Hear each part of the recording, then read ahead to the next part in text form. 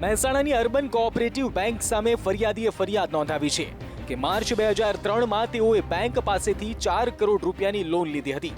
ફરિયાદીનું કહેવું છે કે ઠરાવ નંબર 317 થી 15 વર્ષ માટે તેઓને સહારા બ્રિજ હોટેલના નામ પર 4 કરોડની લોન ફળવાયા બાદ અચાનક જ તેઓના નામે 1 કરોડ રૂપિયાની લોન ઉઘરાવવામાં આવી અને આરોપ છે કે આ લોનની માહિતી ફરિયાદીથી 7 મહિના સુધી છુપાવવામાં આવી। ફરિયાદી માનતા રહ્યા કે તેઓ પોતાની 4 કરોડની લોનનું પેમેન્ટ રેગ્યુલર ભરે છે, પરંતુ અચાનક જ 1 કરોડ રૂપિયાની વધારાની લોન તેઓની હોટેલના નામે થયું હોવાનું જાણતા જ તેઓ પણ ચિંતામાં પડી ગયા।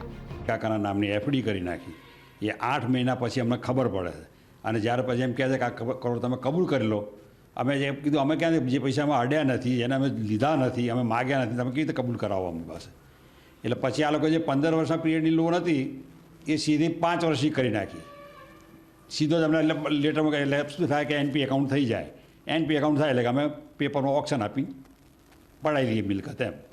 ઓક્શનમાં પેપરમાં જાહેરાત આપી જેમની પાસે પાવર નથી। સહારા બ્રિજ હોટલના માલિક ભગીરથ કંપની છે અને આ જ કંપની દ્વારા સિનિયર મેનેજર અને બેંકના પ્રમુખ પાસે આ મુદ્દે રજૂઆત કરી, પરંતુ આરોપ લાગી રહ્યો છે કે બેંક સાથે જોડાયેલા આ જ લોકોના પરિચિત એવા મણિભાઈ પટેલ નામના શખ્સે આ 1 કરોડની રકમને પોતાના અંગત ઉપયોગમાં વાપરી લીધી અને એટલે જ તેઓએ બેંકના મુખ્ય મેનેજર વિનોદ પટેલ અને મણિભાઈ પટેલ વિરુદ્ધ આઈપીસી ધારા 416, 420, 467-68, 471 અને 414 મુજબ કોર્ટમાં ફરિયાદ આપી।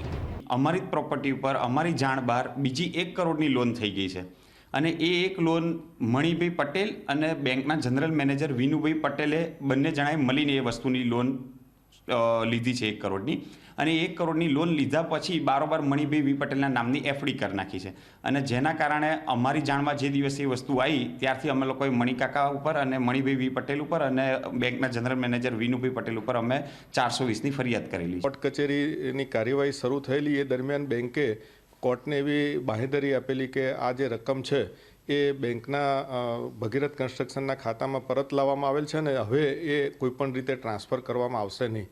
તેમ છતાં એક તબક્કે એમણે કોઈપણ પરવાનગી વગર, કોઈની નોંધ વગર, કોઈની સૂચના વગર આવી લોનના રકમ વ્યક્તિગત ખાતામાં લઈ જઈ અને એ બેંકે પોતાના લેણા માટે એક ભગીરથ કન્સ્ટ્રક્શન સિવાયના કોઈ ખાતેદારની લોન જમા લેવા માટે જમા લઈ લીધી છે, જે રીતે બેંકે ભગીરથ કન્સ્ટ્રક્શન સાથે ફ્રોડ કરેલ છે। કોર્ટે આ મામલે તપાસ કરવા મહેસાણા B ડિવિઝન પોલીસ મથકને આદેશ આપ્યા છે। એઓના 2 જૂના ભાગીદારો છે જે અમદાવાદ રહે છે, એઓની પૂછપરછ કરવાની બાકી છે અને બેંકના ડોક્યુમેન્ટ મેળવવાના બાકી છે। બેંકના મેનેજરનું સીધું નામ છે? બેંકના મેનેજરનું સીધું નામ છે, તપાસ દરમિયાન શું ખુલે છે એ ઉપર આધાર છે। પોલીસ પર આ મુદ્દે મંથર ગતિએ તપાસના આરોપ લાગી રહ્યા છે। એટલું જ નહીં, કોર્ટમાં પોલીસે તપાસના પેપરો પણ રજૂ ન કર્યા હોવાની માહિતી સામે આવી છે। 30 માર્ચ 2005ના રોજ ખાતા નંબર 420માં ખાતેદારની જાણ બહાર 1 કરોડ રૂપિયા અને 5 લાખ જમા થયા છે। તે સહારા બ્રિજ હોટેલનો લોન એકાઉન્ટ છે અને ત્યારબાદ 13 જુલાઈ 2006ના રોજ આ ખાતામાંથી 1 કરોડ 5 લાખ વિડ્રો થઈ જાય તે પણ ખાતેદારની જાણ બહાર હોવાનો આરોપ લાગી રહ્યો છે।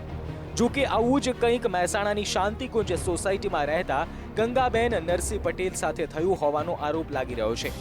નરસિંહભાઈ પટેલનો આરોપ છે કે તેઓએ પત્ની ગંગાબેનના નામે આ જ બેંકમાંથી 15 લાખની લોન લીધી હતી અને રેગ્યુલર લોનનું પેમેન્ટ કર્યા બાદ તેઓ જ્યારે નો ડોક્યુમેન્ટ સર્ટિફિકેટ લેવા બેંકમાં જાય છે ત્યારે તેમને કહેવાય છે કે તેમનો આ મકાન તો 1 કરોડની લોનના કેસમાં મોર્ગેજમાં મુકાયો છે। ભાઈ મોર્ગેજ ડીડ પડેલો હતો તે એમાં 3જા નંબરના પાના ઉપર ખાલી જગ્યા હતી।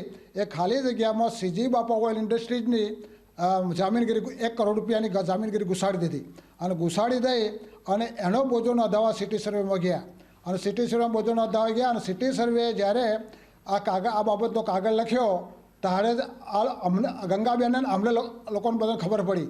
ઘટનાની હકીકત જાણવા અમારા સંવાદદાતાએ બેંકના સંચાલકો સાથે વાતચીત કરવાનો પ્રયાસ કર્યો, પરંતુ તેઓએ કંઈ પણ કહેવાથી ઇનકાર કર્યો। ખેર, સમગ્ર મામલો ઊંડી તપાસ માંગી લે તેવો છે। હારૂન નાગોરી, સંદેશ ન્યૂઝ, મહેસાણા।